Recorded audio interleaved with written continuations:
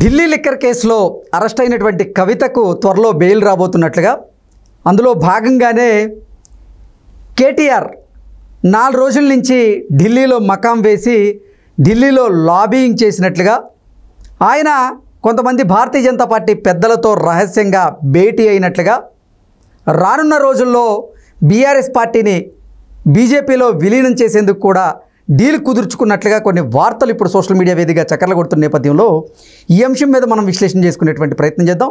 ప్రస్తుతం మనతో పాటు ఉన్నారు ప్రముఖ సీనియర్ జర్నలిస్ట్, ప్రముఖ రాజకీయ విశ్లేషకులు సిఎస్ రావు గారు. సార్తో మాట్లాడదాం. హలో. ఢిల్లీ లిక్కర్ స్కామ్లో అరెస్ట్ అయినటువంటి కవితకు త్వరలో బెయిల్ రాబోతుందని కేటీఆర్ 4 రోజుల నుంచి ఢిల్లీలో మకాం వేసి భారతీయ జనతా పార్టీ పెద్దలతో ఆయన రహస్యంగా ఒక భేటీ అయ్యారని, ఆ భేటీలో భాగంగానే ఈ డీల్ కుదుర్చుకున్నట్లుగా, ఈ డీల్ కోసం రానున్న రోజుల్లో బీఆర్ఎస్ పార్టీని భారతీయ జనతా పార్టీలో విలీనం చేసేందుకు కూడా కొన్ని చర్చలు సాగినట్లుగా ఇప్పుడు సోషల్ మీడియా వేదికగా చక్కర్లు కొడుతూ ఉన్నాయి కొన్ని వార్తలు. దీని మీద మీ విశ్లేషణ ఏంటి సార్? మాజీ మంత్రి కేటీఆర్ ఢిల్లీ వెళ్ళారు అని అంటే ఎందుకు వెళ్ళారు అనేటువంటి క్వశ్చన్ వెంటనే వస్తుంది.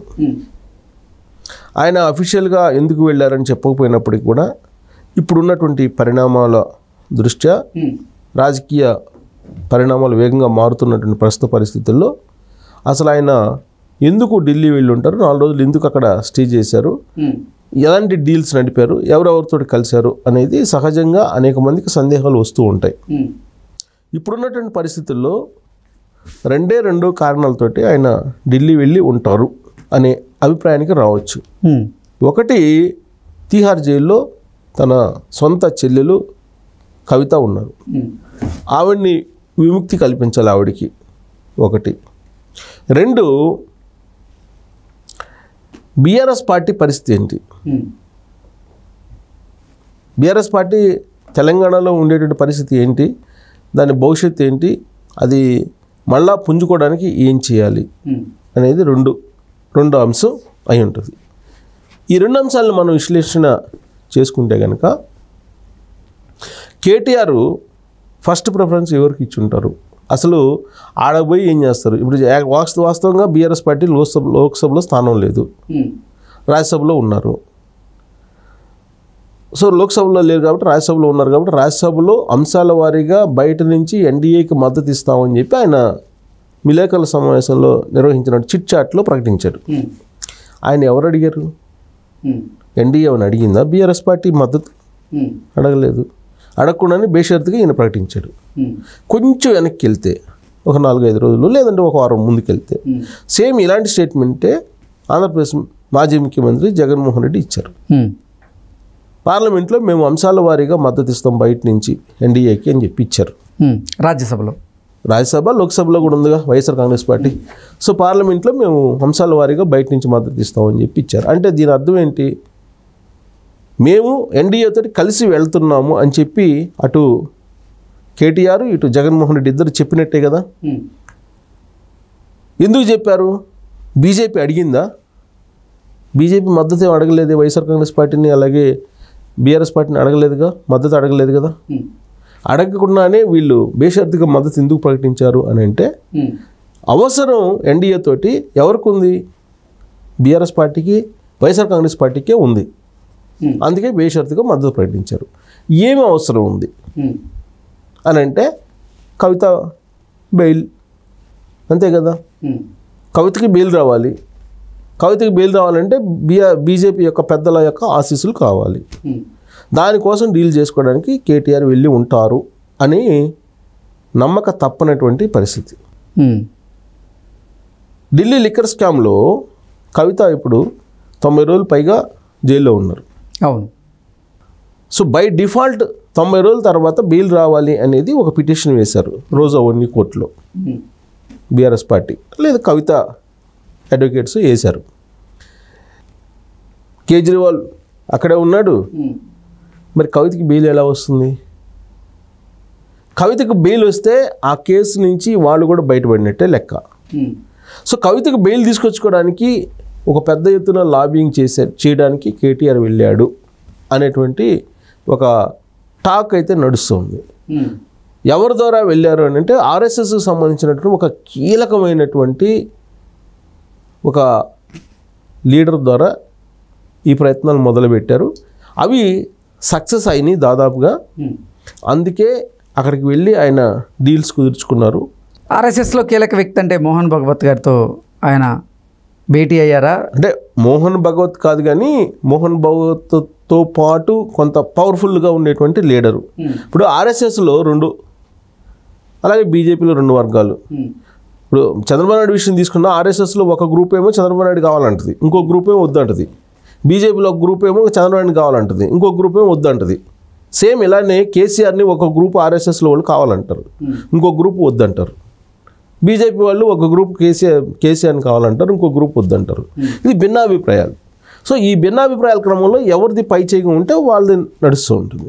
అయితే ఇక్కడ ఢిల్లీ 4 రోజుల పర్యటన సక్సెస్ అయిందా, ఆయన అనుకున్నది సాధించే అవకాశం ఉందా కేటీఆర్ అనేటువంటి ఒక ప్రశ్న వేసుకుంటే కనుక ఆయన విలేకరులతో చిట్ చాట్ సందర్భంగా చేసినటువంటి వ్యాఖ్యలను బట్టి ఆయన ఢిల్లీ టూర్ సక్సెస్ అయిందని చెప్పి మనం భావించడానికి అవకాశం ఉంది.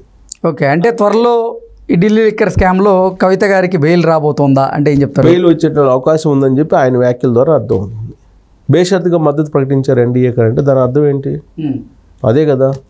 ఇంకొక వ్యాఖ్య కూడా చేశాడు ఆయన. భారతదేశ వ్యాప్తంగా జరిగినటువంటి లోక్సభ ఎన్నికల్లో అటు ఇండియా కూటమిలోనో ఇటు ఎన్డీఏ కూటమిలో ఉండే పార్టీలే లాభపడ్డాయి. ఈ 2 కూటములకు దూరంగా ఉండేటువంటి పార్టీలు ఏవి కూడా పర్ఫార్మెన్స్ చూపించలేదు. అందుకే బీఆర్ఎస్ పార్టీ కూడా ఏమీ ఎంపీలు గెలుచుకోలేకపోయింది అని చెప్పి ఉదాహరణ చెప్తూ పంజాబ్లో అకాలీదర్ గురించి చెప్పాడు, ఉత్తరప్రదేశ్లో బీఎస్పీ గురించి చెప్పాడు. సో ఇలా ఆయన అనేక పార్టీల గురించి చెప్తూ భారతదేశంలో ఉంటే ఆ కూటమి లేదా ఈ కూటమి ఏదో కూటమిలో ఉండాలి అని చెప్పి ఆయన ఒక విశ్లేషణ చేశాడు. ఇక్కడ వైఎస్ఆర్ కాంగ్రెస్ పార్టీ కూడా ఆంధ్రప్రదేశ్లో ఓడిపోవడానికి కారణం ఏ కూటమిలో లేకపోవడమే అనేటువంటి ఒక చిన్న లాజిక్ కూడా తీశాడు ఆయన. అంటే దాని అర్థం ఏంటి? ఏదో ఒక కూటమిలో ఉంటాము, మేము మాకు నచ్చిన కూటమి ఎన్డీఏకి మద్దతు ఇస్తామని ప్రకటించారు కదా. అంటే ఎన్డీఏతో కలిసి వెళ్తామని కదా. ఎన్డీఏతో కలిసి వెళ్తాము అని అంటే వీళ్ళు ఏదైతే ప్రపోజల్స్ పెట్టారో ఆ ప్రపోజల్స్కి వాళ్ళు ఒప్పుకున్నట్టేగా. లేదు వాళ్ళేం ప్రపోజల్స్ పెట్టారో అనేది కూడా ఒక క్వశ్చన్ వస్తుంది. వాళ్ళ ప్రపోజల్ ఏంటి? బీఆర్ఎస్ పార్టీని బీజేపీలో విలీనం చేయాలని. బహుశా దానికి కూడా ఒప్పుకున్నారేమో. ఎందుకంటే 16% లోక్సభ ఎన్నికల్లో వచ్చింది. ఆ 16% తోటి రాబోయేటువంటి రోజుల్లో బీఆర్ఎస్ పార్టీ మనుగడ సాధించగలదని చెప్పి మనం చెప్పలేము. ప్లస్ బీజేపీ ఇక్కడ అధికారాన్ని చేజిక్కించుకోవాలనే ప్రయత్నాలు ఉన్నాయి.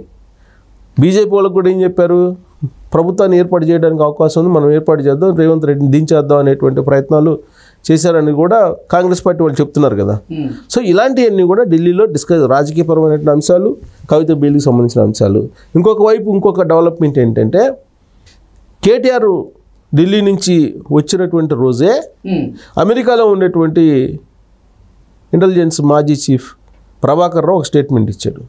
నాకు అమెరికాలో ఆరోగ్యం బాగలేదు, నేను ట్రీట్మెంట్ చేసుకుంటున్నాను, కాబట్టి నేను ఇప్పట్లో రాలేను అని చెప్పి దర్యాప్తు అధికారులకి చెప్పాడు. ఫోన్ ట్యాపింగ్ దర్యాప్తు అధికారులకి. అంతకుముందు ఏం చెప్పాడు? నేను వస్తాను, సహకరిస్తాను విచారణకి అని చెప్పి చెప్పాడు. 2 నెలల్లో వస్తానని చెప్పి చెప్పారు.